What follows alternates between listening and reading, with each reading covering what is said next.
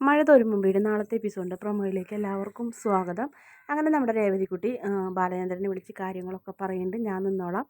അതുപോലെ തന്നെ ഗ്രേസമ്മയും മാമച്ചനൊക്കെ വന്നിട്ടുണ്ടെന്ന് പറഞ്ഞപ്പോൾ അയാൾ നമ്മുടെ അലീനയുടെ അമ്മ എന്ന് പറയാൻ പറ്റില്ല, വൈജയന്തിയോട് വഴക്കുണ്ടാക്കുന്നത് നീ കേട്ട് പഠിക്കണം. കണ്ട നിൻ്റെ വീട്ടിലെ ജോലിക്കാരിക്ക് ഒരു അപകടം പറ്റിയപ്പോൾ എല്ലാവരും വീട്ടിൽ നിന്ന് അവർ വന്നേക്കണമെന്നൊക്കെ പറഞ്ഞപ്പോൾ എനിക്ക് എന്താ കുഴപ്പം, അതിന് അവർ തമ്മിൽ അങ്ങനത്തെ ബന്ധം ഉണ്ടാവും എന്നൊക്കെ പറഞ്ഞ് മോശമായിട്ടാണ് സംസാരിക്കുന്നത്.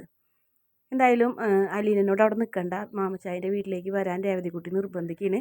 അതേപോലെ തന്നെ രേവതിക്കുട്ടി വാക്ക് കേട്ടിട്ട് മാമച്ചായനും ഗ്രേസമ്മയും പറയും, നീ ഒരു ദിവസമല്ല, ഒരാഴ്ചയല്ല, ഒരു മാസമോ, നിനക്ക് എത്ര നാൾ വേണമെങ്കിലും അവിടെ വന്ന് നിൽക്കാം മോളെ, നിനക്ക് ബുദ്ധിമുട്ടുണ്ടെങ്കിൽ നീ ഇവിടെ നിൽക്കണ്ട എന്ന് പറഞ്ഞപ്പോൾ ഒരുപാട് സന്തോഷമാവുന്നു അലീനയ്ക്ക്. അപ്പോൾ അലീന പറയുന്നുണ്ട്, ആൻറ്റി എനിക്ക് എന്തായാലും ഈ വീട്ടിൽ നിന്ന് ഇറങ്ങേണ്ടി വരാം, 1-2 ദിവസമായാലും വന്ന് നിൽക്കാനൊരു സ്ഥലം ഉണ്ടല്ലോ, എനിക്ക് സന്തോഷമായി എന്നൊക്കെ പറഞ്ഞ് അങ്ങനെ അവർ യാത്ര പറഞ്ഞ് പോകുന്നുണ്ട്.